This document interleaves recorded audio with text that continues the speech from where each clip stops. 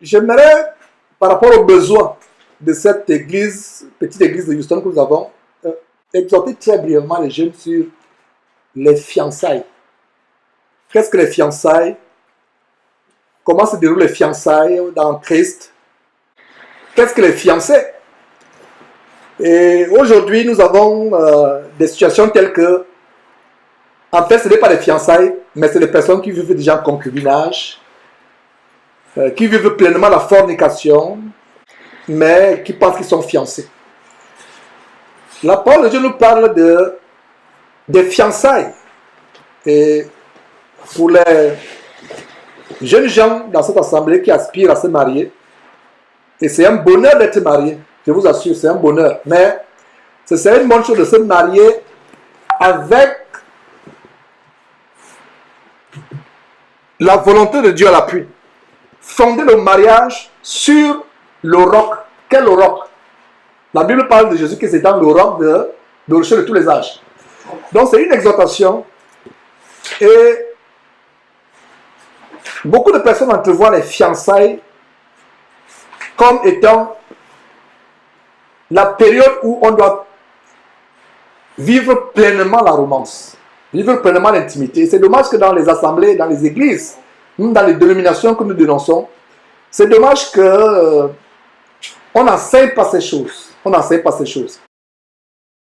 La notion de fiançailles est mal comprise, est mal interprétée aujourd'hui. Les fiançailles, ce n'est pas l'occasion de flirter, d'avoir des amourettes, de s'amouracher, de s'écrire les mots doux. Et il y a même eu des cas où les fiancés vivent déjà aux yeux de la société comme s'ils étaient mariés. En fait, ce n'est que le concubinage, ce n'est que la fornication. Et il y a même des fiancés. Et d'ailleurs, comme je vous donne cette exhortation, mes frères et sœurs, je n'aimerais pas que vous soyez coincés. Soyez détendus. Moi, même si on m'avait enseigné ces choses par le passé, il y a des erreurs que je n'aurais pas commises. Parce que la Bible dit, là où le péché a abondé, la grâce a aussi fait quoi? Sur abondé. Donc, je n'aimerais pas que, bien aimés frères et sœurs, vous soyez coincés, décoincez-vous, et vous soyez affligés. Peut-être parce que vous avez fait certaines choses que cet enseignement va exposer. Même si vous avez fait certaines choses, ne vous culpabilisez pas. Rendez grâce à Dieu de ce que vous pouvez comprendre ces choses aujourd'hui. Il n'est pas tard. Donc ne vous culpabilisez pas, s'il vous plaît. Je vois certaines mines attachées. Détendez-vous. Soyez dans la joie. Ne vous culpabilisez pas. C'est avec beaucoup d'amour. Et vous voyez, autant quand sur Jésus-Christ TV, je dénonce, je condamne le péché. Ça, c'est parce nous sommes sur les antennes, nous sommes sur les places publiques. Internet, c'est des places publiques. Jésus-Christ TV, je peux dire que c'est une place publique, mais dans cette petite assemblée, c'est avec beaucoup d'amour. C'est avec beaucoup d'amour. Même si quelqu'un parmi nous a glissé sur une peau de banane que l'ennemi, le diable, a mis sur son chemin. Non, c'est l'occasion de mettre aujourd'hui en pratique Philippiens chapitre 3 verset 13 qui dit que, oubliant ce qui est en arrière, même s'il arrive que hier soir tu as fait quelque chose similaire à ce que je vais exposer très brièvement, mettons en application Philippiens chapitre 3 verset 13 qui dit, oubliant ce qui est en arrière et nous portant vers ce qui est en avant. Donc cette exhortation, considérez que cette exhortation, c'est pour l'avenir de nos relations. Donc, qu'est-ce que les fiançailles? Bibliquement parlant, les fiançailles, c'est la période où un homme et une femme, un jeune homme et une jeune femme s'observent pour voir s'ils sont faits l'un pour l'autre. Se connaître, quels sont les humains de l'un, quels sont les humains de l'autre, qu'est-ce que l'autre aime, qu'est-ce que l'autre n'aime pas, vous connaître. Mais malheureusement, la plupart des jeunes gens, aujourd'hui, ce fut mon cas aussi par le passé, on s'engage dans les fiançailles et ce n'est que la fornication, il y a de la romance, il y a de l'intimité, il y a des mots doux.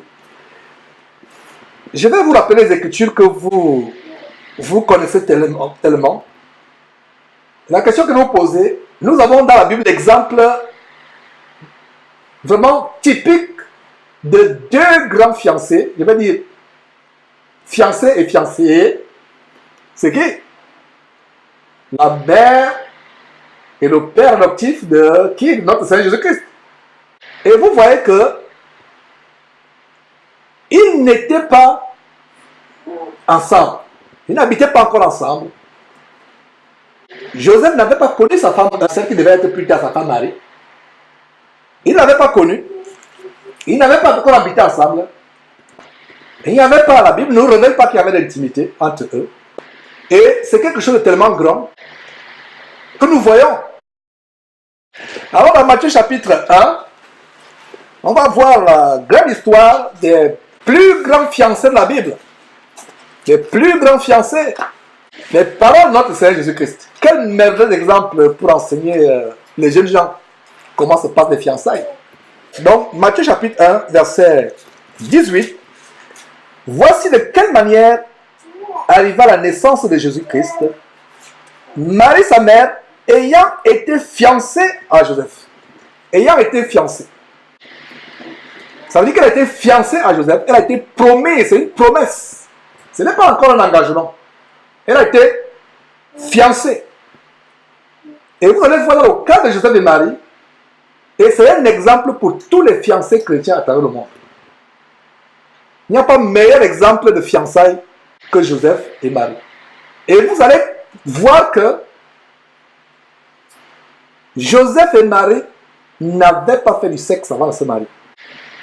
C'est pas possible. Donc, fiancés, que ce soit ici dans cette assemblée ou à travers le monde, les personnes qui sont fiancées, qui commencent à s'amouracher, qui commencent à faire des flirts, peut-être le fiancé peut être dans un pays, la fiancée dans l'autre pays, ils commencent à aller sur WhatsApp, s'envoyer des mots doux, ou aller sur Skype, faire des Skype tellement imagés, avec vidéo. Fiancé dit, montre-moi un peu tes cheveux, est-ce que ça a poussé, c'était court, mais montre-moi. Ça ne s'est mis pas aux cheveux, ça poursuit plus loin. Et voilà comment, sans vouloir, il tombe dans la fornication. La Bible dit que l'impudicité ne soit même pas nommée parmi vous. Même si la fiancée et le fiancé ne font pas encore la fornication de manière charnelle, sexuellement parlant, il peut arriver que par leurs paroles, les amourettes, la fiancée qui dit par exemple, le fiancé qui dit à son fiancé, vraiment j'aime tes lèvres qui sont comme la moitié d'une goyave. Vous n'êtes pas encore marié.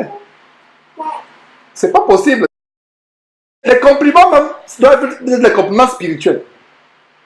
J'aime vraiment la façon par laquelle tu pries.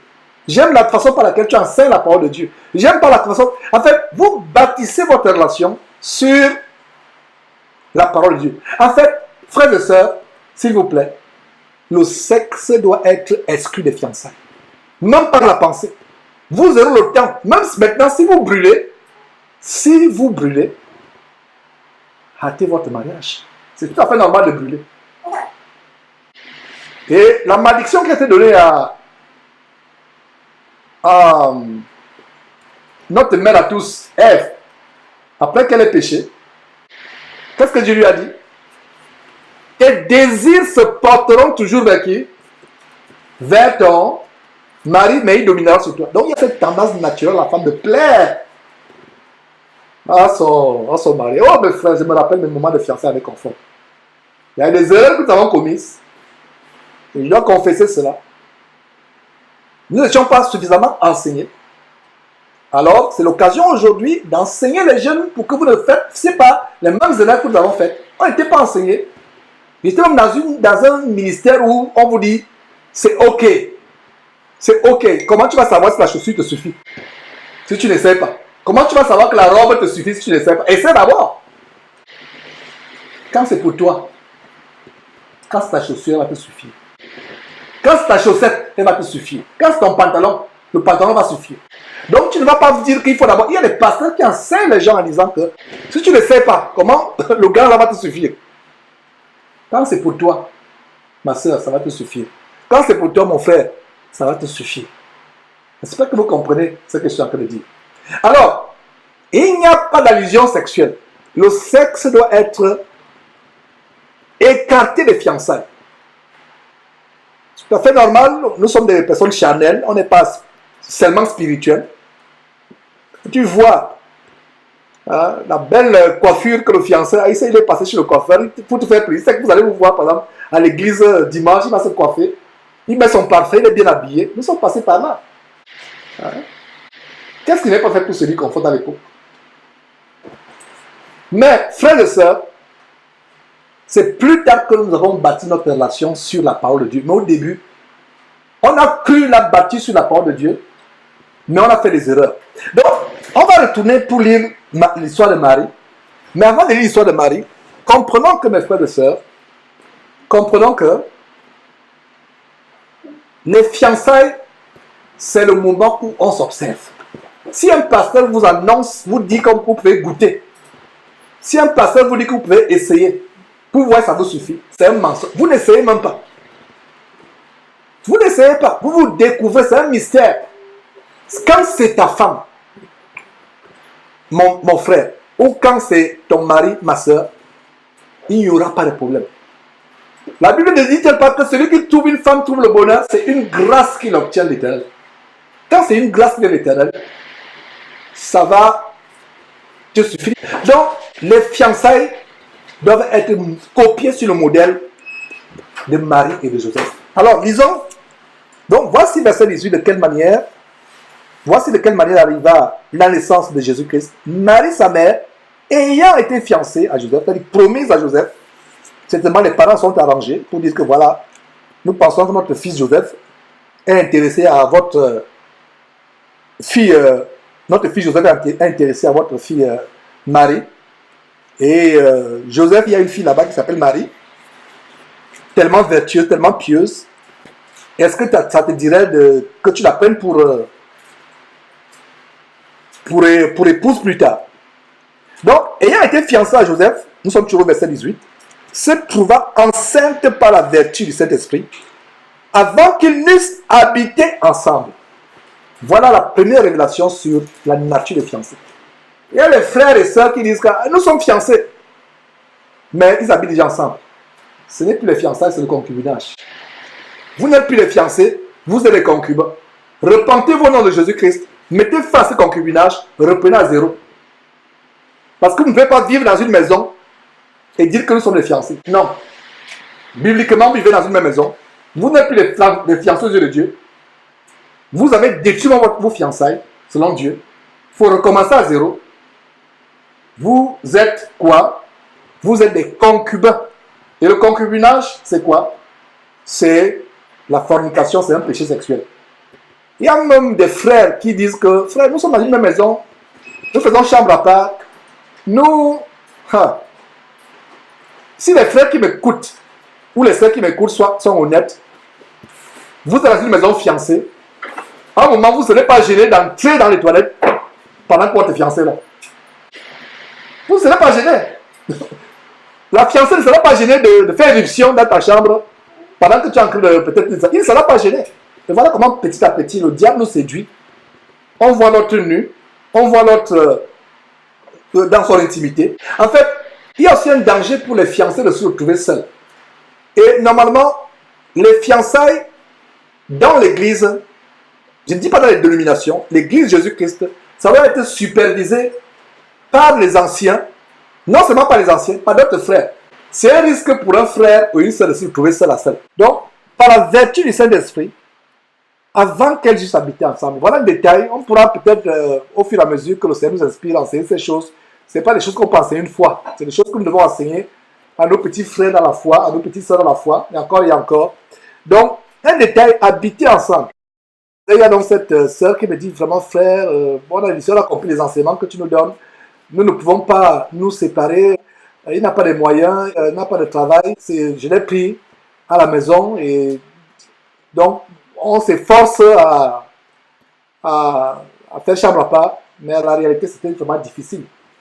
Parce que la Bible dit fuyez l'impudicité, nous devons fuir. Parce que la tentation, on ne peut pas succomber. Et même les fiancés, peut-être qui écouteraient cet enseignement, comprendraient que c'est vrai ce qu'il est dit. Nous-mêmes nous sommes passés par là. Si vous ne prenez pas de précautions, vous allez vous faire des choses que vous regrettez même par la suite. Et des fois même, le péché n'est toujours pas volontaire. Parce que vous voyez, la chair brûle, etc. Vous voyez, et s'il y a un endroit que le diable va utiliser pour nous affliger, c'est le sexe. Donc il faut faire très très attention. C'est l'occasion de vraiment de se discipliner. De se discipliner. Encore si on brûle, anticipons notre mariage si on brûle. C'est même encore mieux. C'est même encore mieux parce que le péché du sexe est tellement dangereux et mauvais aux yeux de Dieu. La Bible dit, tel péché tel péché hors du corps, mais celui qui commet l'impudicité pêche comment? Contre son propre corps. Et comme je vous disais encore, je n'aimerais pas que cet enseignement nous cause la friction. Il est dit dans Proverbe chapitre 28, verset 13, Proverbe chapitre 28, verset 13,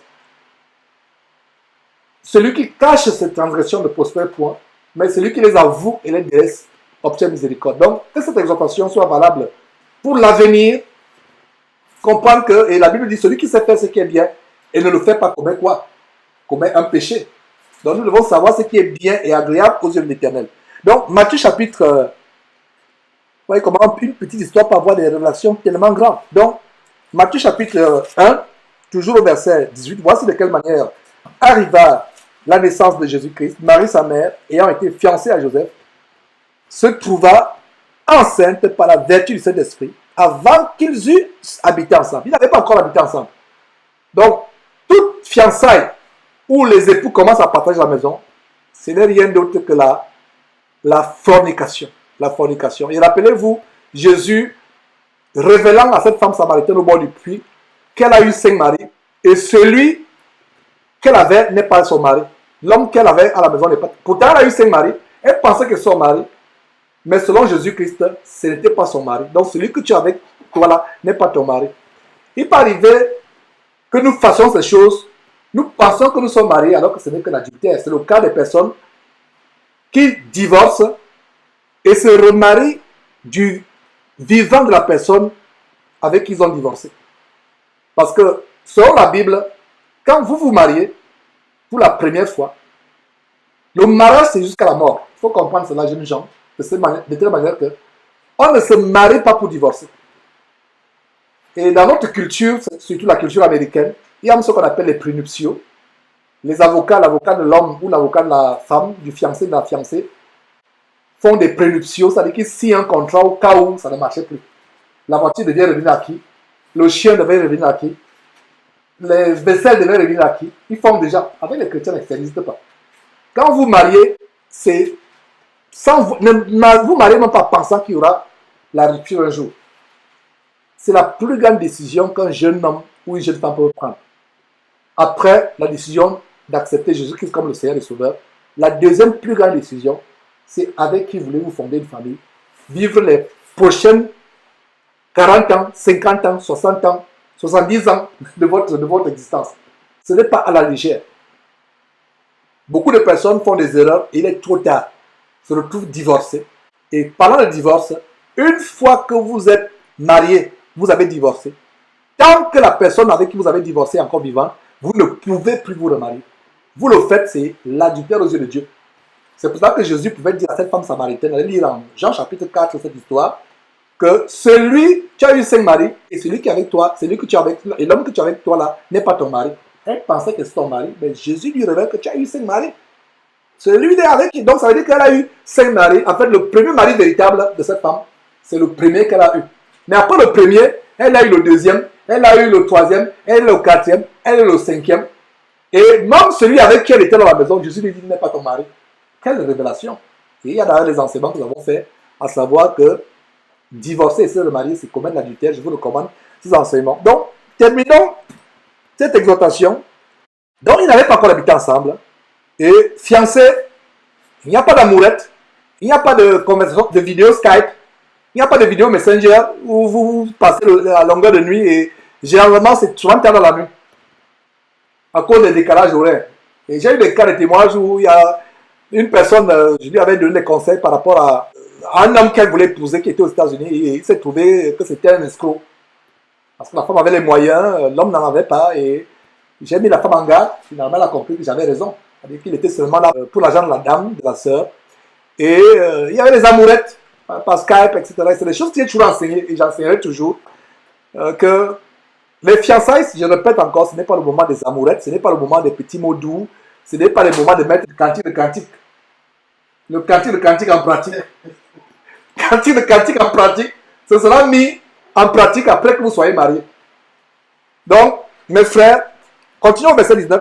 Joseph, son époux, étant un homme de bien et qui ne voulait pas la diffamer, se proposa de rompre secrètement avec elle. Et voilà vraiment que Joseph était véritablement un homme de bien. Parce qu'à l'époque, une femme fiancée qui se retrouve subitement enceinte, c'est grave. Qu'est-ce qui devait arriver à cette femme mariée si Joseph avait divulgué le fait qu'elle est enceinte? Vous avez la réponse. La réponse est quoi? La mort par lapidation avec des pierres. Mais ne voulant pas la diffamer, se proposant de rompre comment? Secrètement. Parce que, pourquoi Joseph a été choqué? On a un premier détail. Avant qu'ils eussent habité ensemble. Quelqu'un va me dire, mais Georges, on ne dit pas qu'il n'y avait pas de rapport sexuel. Si. La Bible le dit. Pourquoi la Bible le dit? Je sais très bien, parce que la Bible ne peut pas tout dire. C'est en lisant la Bible avec la sagesse que Dieu nous a donnée qu'on peut comprendre les choses. Pourquoi Joseph a été scandalisé? Pour être enceinte, il faut quoi? Il faut des actes d'intimité, n'est-ce pas? Mais Joseph se dit, comment ça elle est enceinte? Certainement, quelqu'un d'autre est passé par là, n'est-ce pas, selon l'entendement de Joseph? Alors, s'il y avait déjà les choses que la plupart des fiancés aujourd'hui font, si Joseph avait fait cela, est-ce qu'il devait être surpris que sa fiancée soit enceinte? Est-ce que vous comprenez maintenant? Voilà la révélation. Je reprends pour ceux qui sont là, peut-être qu'ils seraient là à comprendre que nous avons le détail ici que Joseph n'avait pas connu et regarde les merveilles de la parole de Dieu. Notre Seigneur ne pouvait pas naître d'une femme qui avait déjà connu un homme. Ce n'est pas possible. Comprenez à partir d'aujourd'hui que l'histoire de Marie et de Joseph, c'est l'histoire des fiancés chrétiens aujourd'hui. Prenons le modèle de Joseph et de Marie comme étant un exemple de comment les fiançailles se déroulent. Plaise à Dieu, nous pourrons avoir des enseignements plus tard où nous entrons en détail, dans les cas pratiques, ce que les fiancés peuvent faire, ce qu'ils ne doivent pas faire, en pratique plus tard. Mais on se limite aujourd'hui, on se limite dans les généralités en montrant que Marie n'avait pas connu d'homme avant Joseph. Marie n'avait pas connu Joseph. C'est pour ça que Joseph est scandalisé. Mais comment se fait-il que tu es enceinte alors que tu et moi, nous sommes tout simplement fiancés? Voilà la vérité ici. Et c'est un homme bien. C'est pour ça que les fiançailles, c'est l'occasion de voir si la femme que vous allez épouser, c'est une bonne femme. Le mari que vous allez épouser, c'est un bon mari. Dans le cas de Joseph, on voit que c'est un homme tellement bien. Il dit, c'est bon, je ne vais pas te diffamer. Quel homme? À l'époque, le juif normal à l'époque, Joseph n'était pas un vrai juif. Comprenez ce que je suis en train de dire? Il était un vrai juif, n'est-ce pas? Mais il n'était pas un vrai juif. Parce qu'un vrai juif, il était un vrai juif, mais il n'était pas un vrai juif. Parce qu'un vrai juif, on a dit, mais la femme avec qui je suis fiancé est enceinte. Il devait dévoiler cela, on devait la lapider. Verset 20, comme il y pensait, voici un ange du Seigneur lui apparut en songe et dit, Joseph, fils de David, ne crains pas de prendre avec toi Marie, ta femme, car l'enfant qu'elle a conçu vient du Saint-Esprit. Et si vous lisez la suite, jusqu'à la fin du chapitre, verset 24, où Joseph se réveille et fait ce que l'ange a déclaré, lui a ordonné de faire, l'ange du Seigneur, Dieu, et prit sa femme avec lui. Et ce qui est intéressant, c'est que le feu vert est venu de l'ange. L'ange t'a envoyé par qui? Par Dieu. Le feu vert que prends ta femme, c'est ta femme, prends ta femme avec toi. Mais, nous voyons au verset 25 quoi? Qu'est-ce que nous voyons au verset 25? Mais, il ne l'a connue point jusqu'à ce qu'elle eût enfanté un fils auquel il donna le nom de Jésus. Et là, c'est un détail, parce que l'enfant, c'était un enfant qui a été conçu par la vertu du Saint-Esprit, donc de Dieu. Alors, il ne connut point Marie jusqu'à ce que la femme soit née. Pourquoi? Parce que l'impureté ne devait pas se mélanger. Il a dit, c'est ta femme. Là, j'ai dit, c'est ta femme, mais sois un peu patient. Parce qu'elle a une grande mission. Attends d'abord que l'enfant Jésus vienne. Et maintenant, fais tout ce que tu veux faire. Quel homme patient. J'imagine une femme, une jeune femme, vraiment, nous tous, enfin les couples qui sont ici présentement, nous savons, nous sommes passés par là. À un moment, tu brûles. Une semaine pour toi, c'est une éternité. Imagine que vous êtes séparés, vous avez pu vous voir le fiancé dans une ville, la fiancée dans votre ville. Vous vous voyez, vous dites que vous allez vous voir dans une semaine, dans un mois. Mais un mois là, c'est comme 10 ans. C'est souvent difficile à supporter. Ils sont passés par là. Mais que Dieu nous aide à mettre ces choses en pratique. Ayons la crainte de Dieu dans notre cœur. Surtout, fuyons les tentations. Il y a beaucoup de tentations qui sont spécifiques aux fiancés. J'aimerais en parler plus tard. Et pour fuir ces tentations, il y a des choses qu'on doit faire. Éviter, première chose, éviter de se retrouver seul à seul, sans la supervision. Évitez d'habiter ensemble. Si vous habitez ensemble, c'est-à-dire la fornication. Ne vous voyez pas à des heures tardives. N'allez pas sur Skype à des heures tardives. C'est mieux même que si en Skype, il y a des frères qui sont là.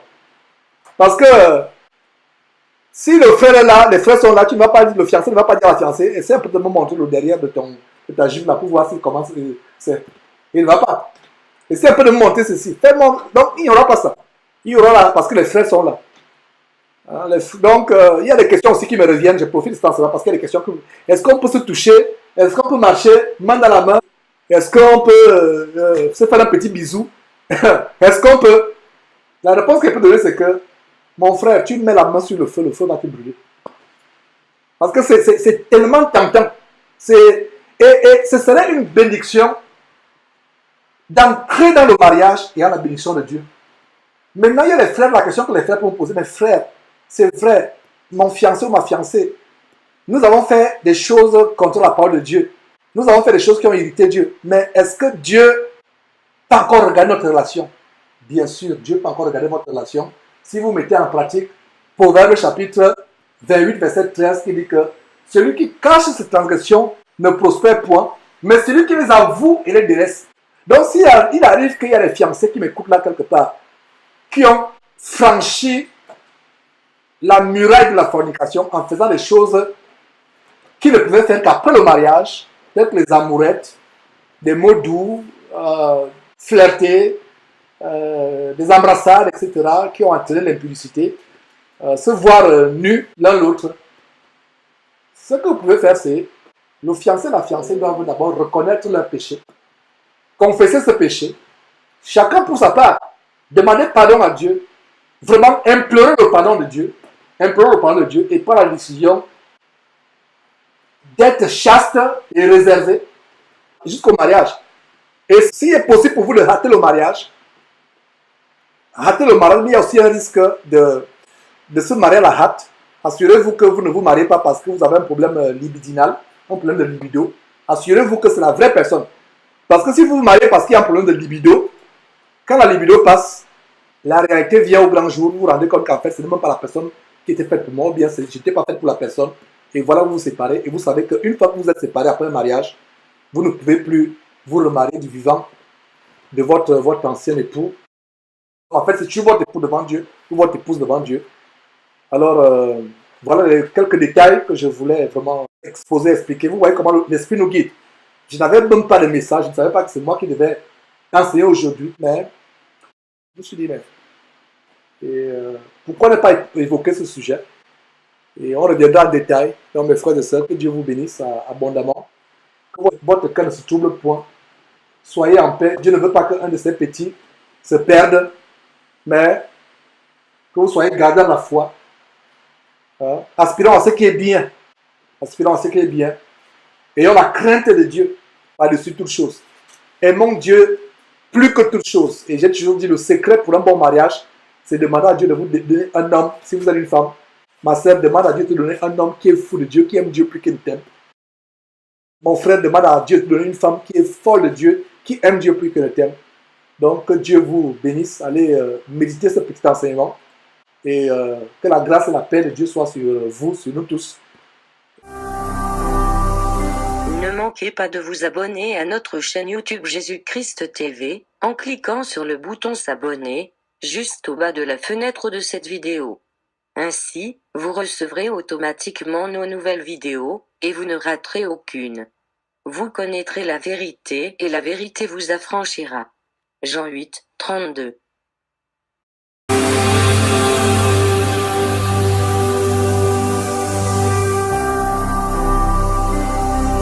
Jésus-Christ TV, vous connaîtrez la vérité et la vérité vous affranchira.